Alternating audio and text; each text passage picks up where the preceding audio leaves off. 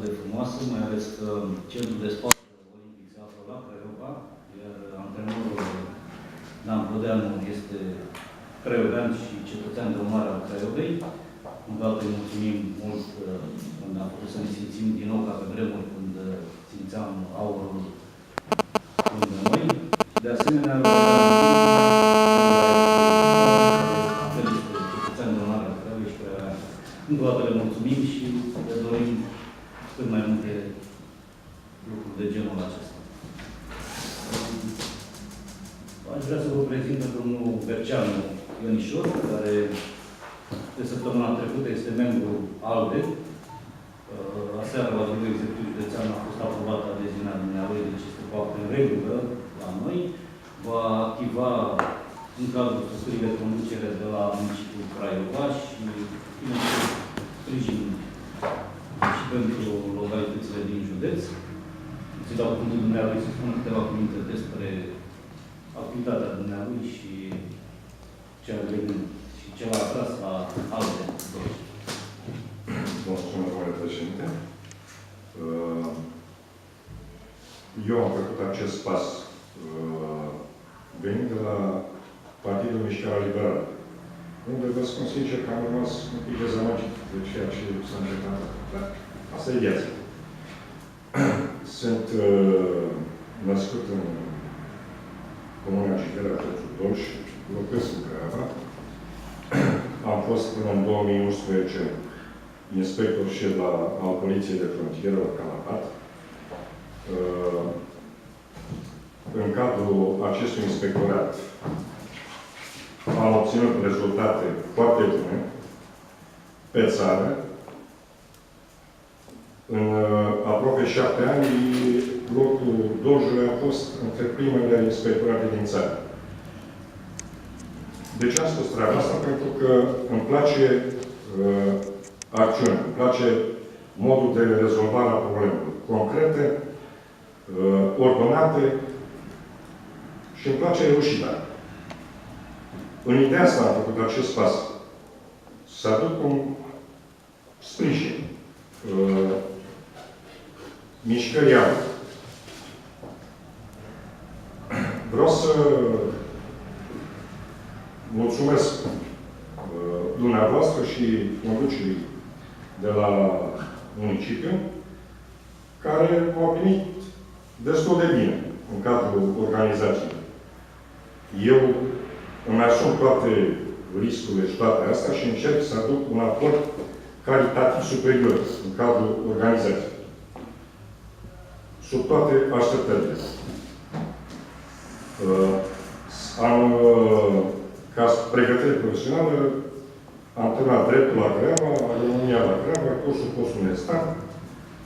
În 2011 am terminat la București cursul de management strategic. Am fost singurul ofițer din cadrul Doljului care a participat la acest curs. Sunt consilier juridic definitiv în tabloul Consiliului Juridic și la filiala Dolj. Deci cam asta este pregătirea mea profesională. Rezultatele vreau ca să se materializeze la sfârșitul campaniei pe care o desfășurăm în cadrul județului. Eu mult n-aș vrea să spun, las ca să se înțeleagă și să demonstrăm cu rezultatele pe care le vom avea. Mulțumim foarte mult că ați venit în rândurile noastre. Este nevoie de multă muncă și multă organizare la nivel de municipiul Craiova și nu numai. Avem încredere că vom avea rezultate bune și pe parcursul activității, cu siguranță veți fi alături de noi în conferințe de presă și o să prezentăm fapte concrete politice. Cu siguranță, doamnă președinte. O să rog pe doamna Ancioară Stânculescu să prezinte o temă națională la zi. Da. Devine tot mai evident faptul că s-a început campania electorală în rândul reprezentanților guvernului Cioloș, din moment ce tot mai mulți miniștri au început să aibă dispute politice. Altfel nu se pot explica fumigene aruncate în spațiul public de miniștri guvernului Cioloș, care se ocupă mai mult de politicianisme ieftine, în loc să fie preocupați de domeniile pe care le gestionează. miniștri precum cel al agriculturii, al fondurilor europene sau chiar doamna Prună de la Justiție s-au revoltat față de criticile primite din partea politicienilor, a celor care au scos în evidență deficiențele fiecărui minister în parte. Nemulțumirea lor nu a făcut decât să fie aplaudată și chiar promovată de către PNL. Ceea ce se poate observa cu ochiul liber este că reprezentanții guvernului Cioloș au devenit un motor de imagine pentru PNL, care de altfel duce lipsă de orice fel de comunicator în spațiul public. Radicalizarea guvernanților împotriva celor care îi critică nu face decât să arate că tehnocrații pregătesc campania din acest an sau, cel mai probabil, își pregătesc propria campanie. După ce PNL a anunțat că ar putea avea pe liste de la parlamentare și actuali miniștri tehnocrați, pare că s-a început o competiție între aceștia pentru a fi incluși pe aceste liste. Iar care dă mai tare în adversarii politici este campionul acestei întregeri. Înainte de toate, miniștrii guvernului Cioloș ar trebui să fie preocupați de gestionarea problemelor României, nu de răfuieli politice și nici de viitorul lor alături de PNL. Nici doamna Prună sau ministrul Ghinea sau Ilimescu nu au motive pentru care să se revolte împotriva celor care îi critică, deoarece aceștia o fac pe bună dreptate. Doamna Prună a reușit să pună sub semnul întrebării drepturile cetățenilor, domnul ministru Ghinea a reușit să nu atragă niciun ban din fondurile europene destinate României, iar despre ministrul Ilimescu de la Agricultură, dânsul este singurul reprezentant al guvernului, împotriva căruia a trecut o moțiune simplă ca urmare a dezastrului din agricultură. În privința ministrului Ilimescu de la Agricultură, lucrurile sunt atât de grave și cu atât mai grave cu cât acesta ar fi trebuit să plece de mult din guvern. Iar acesta stă bine mers în fotoliul de ministru, dă replici liderilor politici care își permit să critique pe bună dreptate pentru activitatea catastrofală de la Ministerul dumnealui. Probabil că mulți oameni au crezut că a plecat după singura moțiune adoptată în ultimii 10 ani, însă acesta a rămas să-și ducă la capăt dezastrul creat la acest minister. Probabil că ministrul Cioloș nu a găsit, cel mai probabil, pe nimeni care să preia un sector pe care Ilimescu l-a pus la pământ și care nu mai poate fi redresat în puținele luni rămase acestui guvern. Pentru a înțelege dezastrul de la Ministerul Agriculturii, pentru că în perioada asta ne duce cel mai tare datorită și secetei, trebuie să facem o comparație cu modul în care s-au atras fonduri europene în perioada 2012-2015, când România a tras 8 miliarde din cele aproximativ 14 miliarde de euro care au fost absorbite în întreaga perioadă. Preocuparea Ministrului Agriculturii, în loc să fie aceea de a se ocupa de problemele fermierilor, a vizat înlocuirea persoanelor care au avut legătură cu fosta guvernare și oameni care își făceau treaba și au avut performanțe semnificative în domeniu. Tocmai din cauza preocupării ministrului cu probleme de ordin mai degrabă personal, subvențiile din agricultură au avut de suferit. Suntem în situația în care nici până azi nu au fost plătite aceste subvenții. Agricultorii dolgeni așteaptă subvențiile restante de anul trecut și despăgubiri la timp pentru seceta de anul acesta. Dar, totuși, cel mai grav lucru pentru care Ministrul Agriculturii nu are nicio explicație ține de sistemul de irigație. Acolo unde sunt 0 lucrări pentru reabilitarea acestuia. Aici este vorba și de stația de pompare de pe Dunăre de la Rast, care ar putea să irige mii de hectare dacă ar fi reabilitată. Legea redactată de Daniel Constantin, am trecut și votată în unanimitate în Parlament, nu a fost pusă în aplicare de fapt de acest guvern, deși era un instrument foarte bun prin care se putea lupta cu seceta care a afectat din nou România. Mai mult decât atât, Ministrul Agriculturii ne anunță că dacă va rămâne la guvern, nu va susține bugetarea legii irigațiilor, legea ASDE, nici pentru 2017, ceea ce este extrem de grav. Din păcate, nu s-a făcut nicio licitație pentru acel miliard de euro. Mai mult decât atât, s-au blocat și cele 435 milioane de euro din PNDR. Acestea sunt doar cele câteva realizări, între ghilimele, evident, ale miniștrilor, care cu mult tubeu vin, critică oamenii politici, în speranța că vor fi și ei băgați în seamă de anumite partide politice. Mulțumim, domnul Zanfir, vă rog să... Bună dimineața, spun și eu. Am să vă vorbesc astăzi despre un subiect extrem de greu, dezbătut și de greu zilele acestea, despre moțiunea de cenzură pe care Partidul ALDE și PSD au intenționat să o depună în perioada de următoare. Știm foarte bine că atunci când a fost investit acest guvern Cioloș, a fost chemat de către președintele, cât și partidul și de partidul său să gestioneze treburile țării pe o perioadă scurtă, să mențină țara pe o linie de plutire, să asigure o perioadă de tranziție până când un guvern politic va fi instalat. Nimeni nu a cerut acestui guvern să înceapă să contureze strategii pe următorii ani, să creeze proiecte de țară. Treaba lor era aceea de a asigura buna funcționare a statului și să continue evoluția pe care România a avut-o până la finele anului trecut. Un guvern tehnocrat, așa cum se vrea a fi acesta, nu își poate asuma strategii pe termen lung, deoarece nu sunt firești pentru acest tip de guvernământ. În primul rând, un asemenea guvern nu are reprezentativitatea necesară pentru a pune în aplicare asemenea strategii și nici nu are o viziune de dreapta sau de stânga pe care un guvern politic o are.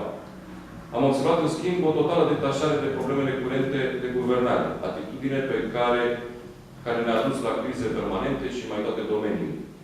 Începând cu justiția, acolo unde se dau ordonanțe care încalcă legea fundamentală a țării, mergând la agricultură, unde nu se plătesc subvențiile, și continuând cu sănătatea, unde au fost crize repetate. De asemenea, în domeniul absorbției fondurilor europene s-a observat o lipsă a capacității de atragere a banilor ce revin României. Deci vedem o lipsă de capacitate de gestiune a treburilor curente, lucru care ne face să considerăm că guvernul acesta și-a atins limitele de funcționare și a dovedit incapacitate. Românii nu trebuie să aibă de suferit din cauza incapacității acestui guvern de a se ocupa de problemele spinoase ale acestora.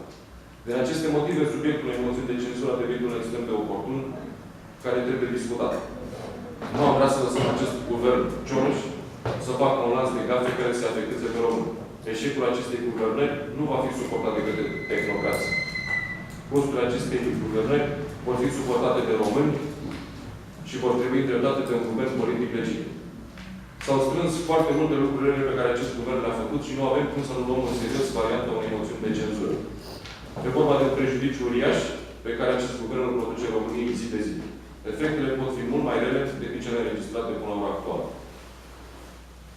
Nu s-a, în acest moment, știm foarte clar, conducerea celor două partide s-au întâlnit ieri și nu s-a luat o decizie când se va depune această moțiune, însă, cu siguranță, după vacanța parlamentară, se va relua în discuție acest subiect.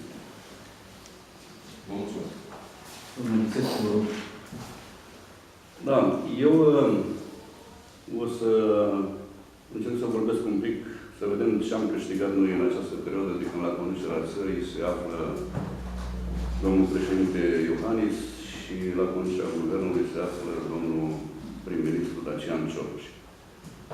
Facem un scurt remember în cursul anului trecut, de fapt imediat, la scurt timp după alegerea ca președinte, domnul Iohannis a declarat că dorește guvernul dumneavoastră. Bun, a prezidat la vremea respectivă un guvern PNL, nu a putut, pentru că guvernul care era în exercițiu avea performanțe bune, apreciate de toată lumea și ca atare a căutat altă variantă care s-a concretizat la sfârșitul anului trecut prin guvernul de așa ziși tehnocrați. Știm cu toții în ce împrejurări a fost nevoit să cedeze guvernul Ponta. Pe măsură ce trece timpul, ies la iveală diverse dedesubturi ale evenimentelor de la vremea respectivă, nu intrăm în amănunt acum. Ce s-a întâmplat la ora la care vorbim? După ce la sfârșitul anului 2015 România avea excedent bugetar de 0,6% din PIB, ceea ce înseamnă 4,2 miliarde de lei, adică aproape 1 miliard de euro, mai mult de 1 miliard de dolari. La ora la care vorbim, avem minus încasări la bugetul de stat de 3,9 miliarde de lei, deci aproape $1 miliard. În prima parte a anului 2016 ne amintim cu toții că reprezentanții actualului guvern se lăudau că stăm bine la echilibru bugetar. Stăteam bine pe baza moștenirii din perioada trecută. Cifrele acestui executiv sunt catastrofale, nu putem să intrăm în amănunt într-o conferință de presă și poate nici nu avem la îndemână chiar toate datele, dar este suficient să ne uităm la mersul economiei, fiind vorba de fapt despre o stagnare și chiar un regres al economiei pe ansamblu ei, iar un domeniu în care nu știu dacă e cineva în stare să explice obiectiv de ce stăm așa, este vorba despre absorbția fondurilor europene. Este incredibil. Cele mai proaste perioade în materie de absorbție a fondurilor europene nu au însemnat zero, cum stau lucrurile în acest an. Aproape că îți vine să crezi că în mod intenționat nu se dorește absorbția de fonduri europene, de care, slavă Domnului, toată economia românească ar avea nevoie și ar reprezenta resurse pe baza cărora s-ar putea înregistra dezvoltare și creștere și, bineînțeles, bunăstare, că indiferent ce face politica, dacă nu conduce la bunăstarea poporului, este politicianism. În ultima săptămână au apărut două idei interesante ale actualului guvern, care merită să fie comentate.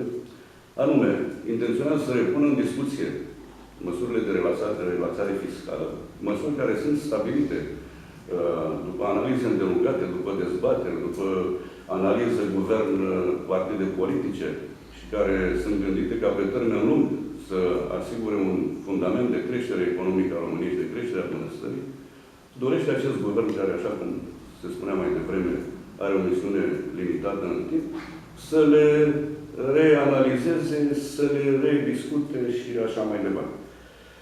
De asemenea, declară actualul guvern că suntem în perspectiva de a depăși plafonul de deficit bugetar și te întreb cum oare e posibil să se întâmple așa ceva într-un timp atât de scurt, când ai plecat cu o zestre generoasă la drum.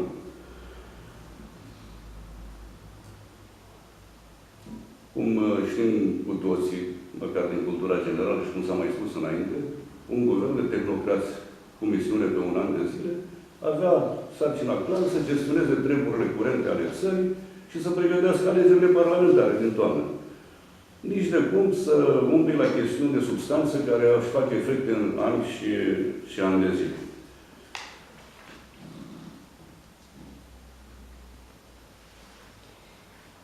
Despre încercarea de a se perpetua acest guvern, pentru că în mod surprinzător și total de neînțeles apare din ce în ce mai des ideea de a perpetua un guvern condus de Dacian Cioloș după alegerile de la sfârșitul anului.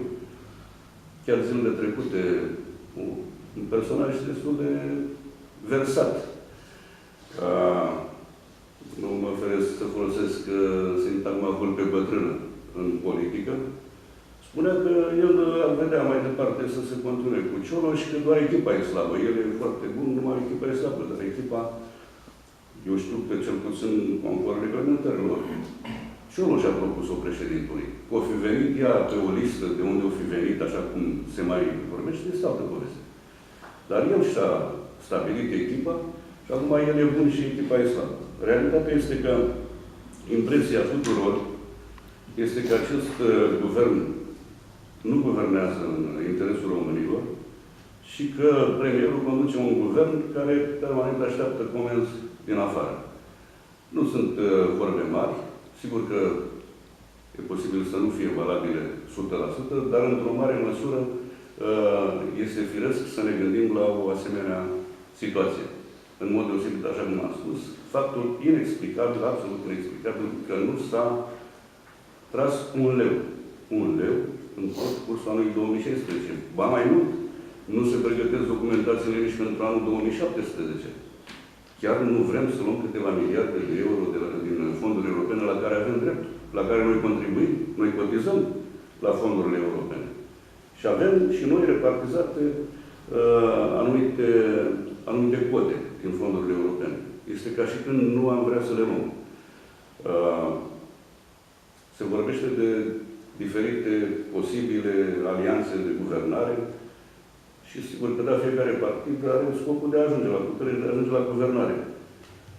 Nu înțelegem poziția PNL-ului, care până de curând ca partid, împreună cu noi și cu PSD-ul, a constituit USL-ul, care, sigur, sunt și lucruri criticabile, dar de ansamblu cu rezultate foarte bune.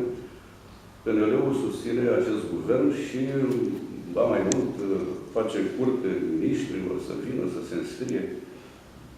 Care miniștri? Dacă ne aducem aminte cum a început acest guvern și cu ce personaje a propus să facă parte din guvern, mai departe ne aducem aminte doamna care era propusă la justiție. Ne amintim cu toții. Și PNL-ul, un partid considerat important și important la nivelul țării, face curte acestor oameni. Deci, părerea noastră este că dacă mai vrea să reprezinte ceva în politica românească, PNL ar fi bine să se detașeze de acest guvern, care n-a făcut altceva decât să producă nemulțumire în rândul românilor, iar faptul că președintele, care în sfârșit are guvernul dumnealui, nu PNL oficial, faptul că președintele a scăzut 31% în simpatia populară în 20 de luni care au trecut de la alegerea dumnealui, spune și asta foarte mult. Sperăm ca în perioada care urmează noi să procedăm în așa fel încât să accedem la guvernare împreună cu alte formațiuni și să repunem România pe traseu. România a mai avut vreo câteva momente în care, după o guvernare bună, a urmat ceva slab, au revenit alții la putere și s-au redresat lucrurile și, uite așa, e bună alternanța la guvernare, dar important este ce vine după o perioadă bună. Mulțumim mult. Întrebări de la dumneavoastră, dacă sunt. În felul ăsta mai avea cu moțiune de cenzură, pentru că dacă s-ar respecta termenele, tot s-ar ajunge la alegeri cu actualii miniștri într-un interimat. Bun, acum, dacă am urmărit ieri cu atenție conferința de presă de la sediul ALDE, domnul Dragnea și domnul Călnău Pescoviceanu au spus că s-a amânat o depunere a moțiunii de cenzură, pentru că domnul Cioloș a ieșit pe declarație și a spus că va da la sfârșitul lunii sau începutul lunii septembrie o ordonanță de guvern prin care va modifica codul fiscal și va introduce acea eroare de la codul fiscal, pentru că acela era subiectul pentru care era necesară moțiunea de cenzură. Asta s-a solicitat, din câte ne aducem aminte. Domnul Dragnea a solicitat domnului Cioloș. Domnul Cioloș inițial a tratat cu dispreț acea solicitare și s-a ajuns la această discuție pe moțiunea de cenzură, la care domnul Cioloș, prin declarația dumneavoastră, s-a angajat că va rezolva această problemă. Deci, asta ar fi motivarea. Bine, cum toată cetățenii din punct de vedere, acela pare a fi un motiv. Nu să vorbesc despre un dezastru în agricultură, un dezastru la fondurile europene, și să dăm jos, pentru că era o chestie cu niște veterani. Adică pălește în comparație cu celelalte probleme și totuși pentru ele nu se... Nu s-a mai discutat. Da, dacă ne aducem aminte, noi am vorbit de astă vară, de la începutul verii, de fapt, de o moțiune, de necesitatea sau de oportunitatea unei moțiuni de cenzură. Și s-a considerat că nu ar fi oportunitate. Toată vara aceasta, noi am adus în atenția opiniei publice aroganța miniștrilor care răspundeau foarte arogant la criticile pe care noi, politicienii, le-am adus, pentru că astea sunt realitățile. Întrebăm oamenii pe stradă, la agenții economici, și vedem că suntem într-un dezastru economic. Agenții economici abia stau să mai răsufle să poată să-și plătească impozitele și taxele, să plătească salariile. De ce? Pentru că, odată, absorbția fondurilor europene fiind blocată, e ca și când ai opri finanțarea economiei naționale. Pentru că ne bazăm foarte mult pe fonduri europene. Asta e. Suntem în Uniunea Europeană și, cum spunea colegul meu, noi contribuim acolo, dar pe partea cealaltă noi nu accesăm. Este cu sabotaj total. Iar pe efect tehnic, dacă și la asta s-a referit întrebarea noastră, sigur că până la alegerile la termen nu ar fi timp de alte alegeri. Însă, dacă moțiunea trece, rămâne guvernul acesta ca interimar cu puteri mult limitate față de cele actuale. Actualmente acest guvern este votat în Parlament, deci are puteri de pline. N-ar trebui să se întindă de durate de timp mult mai lungi decât perioada mandatului în planificări, dar are puteri de pline. Pe când, dacă trece o moțiune de cenzură, acest guvern rămâne doar administrator. Doar administrator pe perioada aceasta. Și mai sunt și alte discuții. Dacă ne urmărim în declarația domnului Călătin Popescu Tăricianu de ieri, el a spus că acest guvern devine din ce în ce mai politic. Asta e marele pericol și pentru asta cred că chiar e necesar o moțiune de cenzură. Dacă punem în discuție toate speculațiile și toate declarațiile oamenilor politici la nivel național despre acest guvern, că miniștrii se pregătesc să candideze pe listele PNL-ului, că Cioloș urmează să preia nou guvern. Chiar se depășește orice limită și merită de tot o moțiune de cenzură, pentru că din guvern tehnocrat, care ce-așa a făcut destul rău, să-l mai transform și într-un guvern politic, ultima 100 de metri înainte de începerea campaniei electorale, cred că este fatal pentru România și pentru sistemul democratic în România. Este ce a spus domnul Călătin Popescu Tăricianu, cuvintele acelea, eu zic că sunt pline de conținut și de esență. Domnul Berceanu, de ce ați plecat sau ați rămas dezamăgit de PML, de Mișcarea Liberală? În primul rând, ca și parte organizatorică în teritoriul mă refer, eu m-am angajat ca să răspund de partea de cartier Romanești.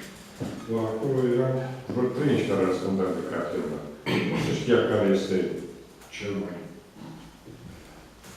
Înțelegeți? Deci asta a fost partea mea. Și le-am spus-o și în ședință. Nu îmi place ca să vorbesc și să nu fac nimic.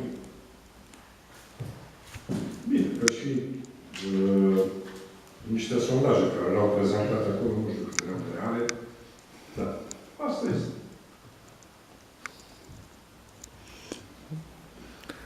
Referitor la... Ce am aminte, a fost un sondaj la primărie, candidatul de atunci avea, nu știu, 28%.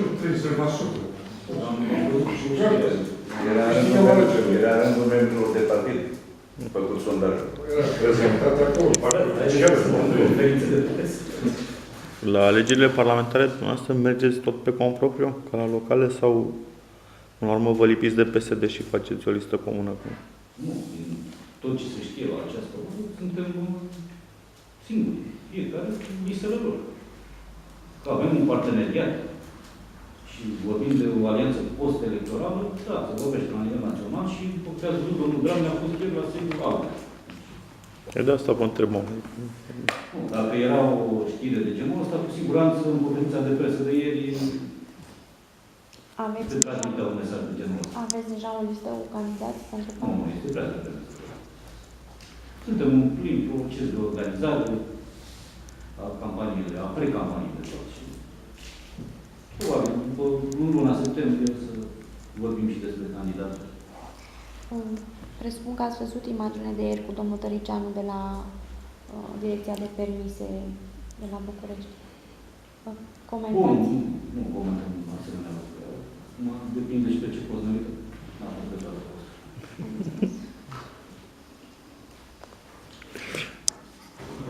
Aș mai fi vrut să vă întreb o chestiune despre agricultură.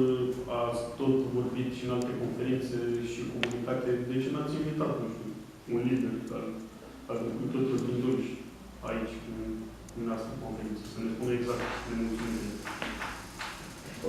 Am înțeles că aveți un contact cu mine.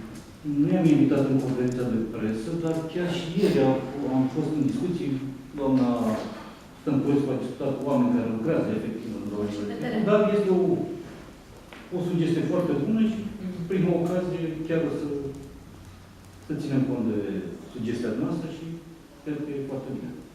Chiar mulțumim pentru sugestie. Dar în afara conferinței de presă, chiar și ieri am